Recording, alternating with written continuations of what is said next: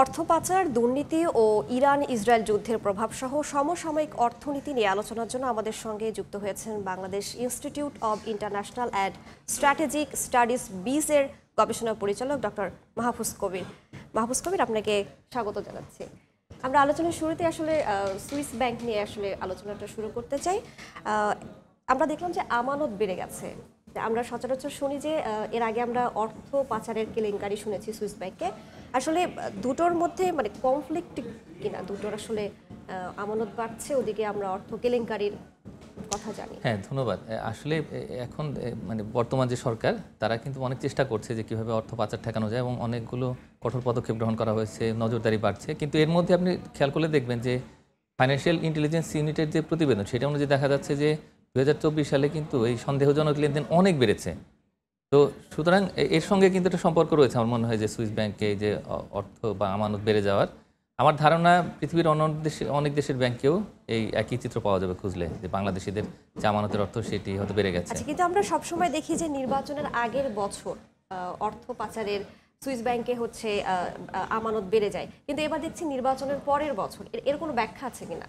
হ্যাঁ, ওই সময় হয়তো এমন ঘটনা ঘটে থাকতে পারে যে এই নির্বাচনের সময় তো অনেক খরচ হয়, বাংলাদেশের যে ট্রেডিশনাল কালচার। তো এটার জন্য আমার ধারণা অনেকেই হয়তো এই টাকাটা দেশে এনেছেন বা ওই নির্বাচনের আগে তারা বিনিয়োগ করেছেন। তো এটাকে বিনিয়োগ বলা যাবে না, কিন্তু অর্থ খরচ করেছেন এরকম। তো সেটার কারণে হয়তো এই অর্থটা দেশে এসে থাকতে পারে, আমানত কমে যেতে পারে। তবে এই নির্বাচনের পরেই, তারপরে যে জুলাই আগস্টের যে গণ অভ্যুত্থান, এর পরে কিন্তু অনেক কারখানা বন্ধ হয়ে গেছে।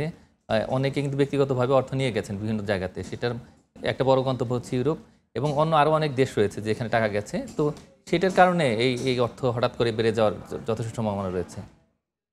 তো এটি ছাড়াও এই অনেক শিল্পপতি, তারা কিন্তু পূর্ববর্তী সরকারের সময় বড় বড় পদে ছিলেন, তারা নেতা মন্ত্রী ছিলেন, রাজনৈতিক প্রভাবশালী ছিলেন। তো এই তাদের অর্থ নিয়ে যাওয়াটা স্বাভাবিক, তার কারণ অনেকের বিচার চলছে, অনেকে হয়তো এই কাস্টডিতে আছেন। তো সব মিলে আমার কাছে মনে হচ্ছে যে এই একটা বড় অর্থ যেটা চলে গেছে, যেটা যেহেতু যে সুইস ব্যাংক সেটা একটা নিরাপদ জায়গা আমানতকারীদের জন্য, অত্যন্ত সুরক্ষিত একটা জায়গা। তো এই কারণেই অর্থের পরিমাণটা প্রকাশিত হয়, কিন্তু এই অর্থ ওইখান থেকে ফেরত নিয়ে আসার কিন্তু কোনো সুযোগ নেই সেভাবে। তো সুতরাং এই কারণে তারা নিরাপদ মনে করছেন বলেই সেখানে টাকাটা জমা রাখছেন।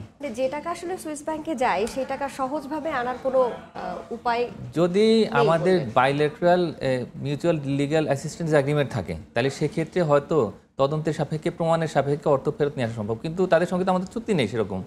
তো এখন এই কাজ করছে কেন্দ্রীয় ব্যাংক, অনেকগুলো ফার্মকে তারা সিলেক্ট করেছে, 30টা ফার্ম কাজ করছে এখানে, যে কীভাবে লিগ্যালি অগ্রসর হওয়া যায়, হয়ে তারপরে এই যদি পাচার হওয়া অর্থ থাকে, অবৈধভাবে যদি কেউ টাকা নিয়ে গিয়ে থাকে, তাহলে সেক্ষেত্রে ফিরিয়ে আসা সম্ভব। আমি মনে করি যে খুব দ্রুত যদি একটা এগ্রিমেন্ট করা যায় আসলে এই সুইজারল্যান্ডের সঙ্গে, তাহলে সেক্ষেত্রে আমরা এই পাচার হওয়ার অর্থ ফেরত নিয়ে আসতে পারি। আচ্ছা, আরেকটি আমি প্রশ্ন এখানে অ্যাড করতে চাই। গতকাল বিবিএস একটি প্রতিবেদন দিয়েছে দুর্নীতির।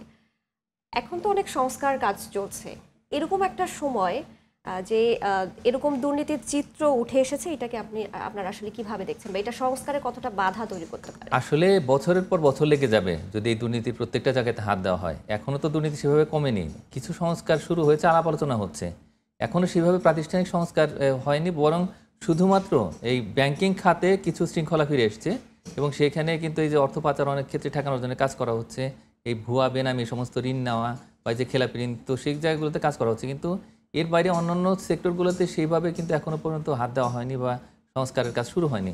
তো সুতরাং এই যে দুর্নীতির যে তথ্য উঠে এসছে বা জনগণ যে ভুক্তভোগী হচ্ছে দুর্নীতির কারণে, এটা অত্যন্ত স্বাভাবিক। আমি মনে করি যে যে সমস্ত প্রতিবেদনগুলো এসছে সেগুলো যদি বাস্তবায়ন করতে হয়, তাহলে সেক্ষেত্রে আগামী যে নির্বাচনের পরে যে সরকার আসবে তাদেরও অনেক দূর পথ যেতে হবে। তো এই হঠাৎ করেই তো আসলে এই দুর্নীতির যে সংস্কৃতি গড়ে উঠেছে আমাদের দেশে, তো সেটা তো আসলে পরিবর্তন করা সম্ভব নয়। অর্থ পাচারের বিষয়টা আসলে অর্থ পাচার রোধে আসলে কি করা হচ্ছে, বা মানে করণীয় কি?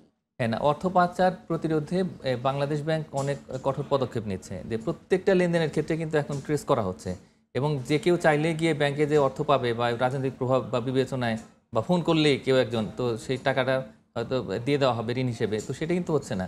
কেলেঙ্কারিগুলো কিন্তু বন্ধ হয়েছে, পিকে হালদারের মতো কিন্তু নতুন কোনো কেলেঙ্কারি এখনো হয়নি।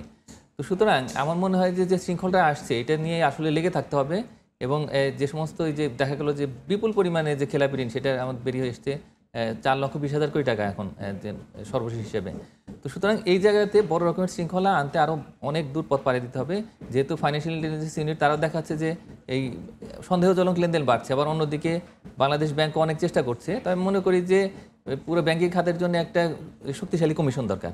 তারা দেখবে ইভেন বাংলাদেশ ব্যাংকেরও যদি কোনো দুর্বলতা থাকে তাহলে সেগুলো তারা আইডেন্টিফাই করে এগুলো রিকমেন্ড করবে। তো অন্তত 2-3 বছর আরও লাগবে। তবে যে পথে হাঁটছে বাংলাদেশ ব্যাংক শৃঙ্খলা আনার ক্ষেত্রে আমি মনে করি যেটা ভালো উপায়, তবে লেগে থাকতে হবে। আসলে সেই আশা রাখি।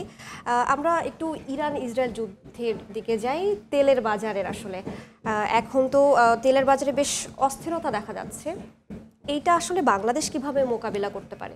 হ্যাঁ, বাংলাদেশের জন্য আসলে তেমন কোনো কিছু করণীয় নেই, তবে একটা কাজ করা যেতে পারে। সেটা হলো যে যারা সরবরাহ করছে এই দেশগুলোর মধ্যে কিন্তু বাংলাদেশের সঙ্গে দীর্ঘদিনের যে আমদানির যে সম্পর্ক সেটা আছে, শুধুমাত্র তেল নয় বরং এই যে কাতার থেকে যে আমরা গ্যাস নিয়ে আসছি, তো সেটার ক্ষেত্রেও কাতারের সঙ্গে দীর্ঘমেয়াদী একটা চুক্তি রয়েছে আমাদের। তো চুক্তি থাকলে একটা সুবিধা হচ্ছে কি যে তখন কিন্তু তাদের অনুরোধ করা যায় যেন দাম না বাড়ানো হয় বা আগের যে দাম সেই দামে যেন দেওয়া হয়। কিন্তু স্ট্রেট অফ হরমুজ যদি বন্ধ করে দেওয়া হয় বা সেখানে যদি বিঘ্ন ঘটে, ইতিমধ্যে বড় রকমের ঝুঁকি আছে, তো তাহলে সেক্ষেত্রে আসলে ঘুর পথে যদি আসে জাহাজগুলো, তাহলে বিমার খরচ, পরিবহন খরচ সেগুলো বেড়ে যেতে পারে। তো এটার কারণে দেখা যাবে কি যে এমনিতেই বিশ্ববাজারে দাম বৃদ্ধি পেয়েছে, স্পট মার্কেট থেকে কিনে যদি আমরা নিয়ে আসি তাহলে সেই ক্ষেত্রে আমার মনে হয় যে আসলে এখানে তেমন কোনো কিছু হয়তো করার থাকবে না। তবে একটা কাজ করা যেতে পারে, এখন যেহেতু আমরা দেখতে পাচ্ছি বড় রকমের ঝুঁকি তৈরি হচ্ছে, একটা স্ট্র্যাটেজিক রিজার্ভারের কথা চিন্তা করতে পারি যে কৌশলগত রিজার্ভ যদি থাকে বাংলাদেশে, তাহলে সেক্ষেত্রে আপৎকালীন সময়ে তখন ওই রিজার্ভ থেকে ব্যবহার করা যাবে। এই হঠাৎ করে এই তেলের দাম বেড়ে যাওয়ার কারণে এমন মূল্যস্ফীতির ঝুঁকি তৈরি হয়েছে, ম্যাক্রো ইকোনমিতে এটার অস্থিতিশীলতা তৈরি হতে পারে। তো সুতরাং এটা মাথায় রেখে আমি মনে করি যে রিজার্ভারটা তৈরি করাটা সবচেয়ে বিনিয়োগে তো প্রভাব ফেলবে কিনা?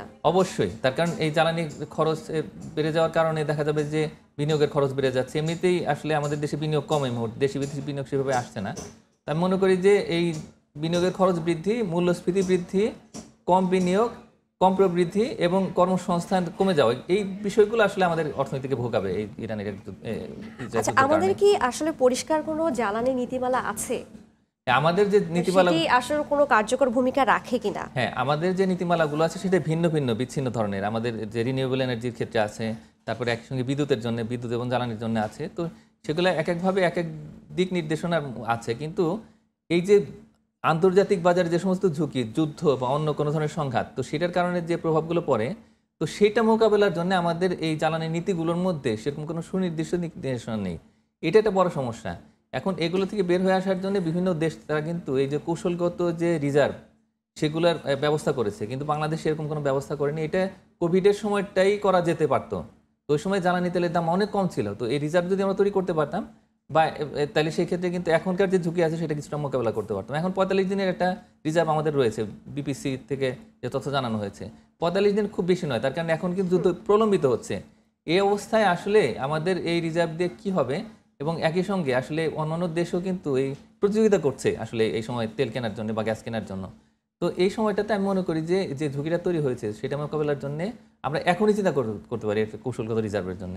আমরা আলোচনার একেবারে শেষ পর্যায়ে চলে এসেছি। আমরা আসলে আশা রাখবো যে খুব শিগগিরই এই ইরান এবং ইসরায়েলের মধ্যে যে সংঘাত সেটি নিরসন হবে এবং যে বৈশ্বিক যে বিশ্ববাজারে যে অস্থিরতা তৈরি হচ্ছে সেটি অবশ্যই স্থিতিশীল হবে। আপনাকে আমাদের সঙ্গে যুক্ত হওয়ার জন্য অসংখ্য ধন্যবাদ। ধন্যবাদ। আমাদের সঙ্গে এতক্ষণ যুক্ত হয়েছিলেন Bangladesh institute of international and strategic studies বিসের গবেষণা পরিচালক ডক্টর মাহফুজ কবির।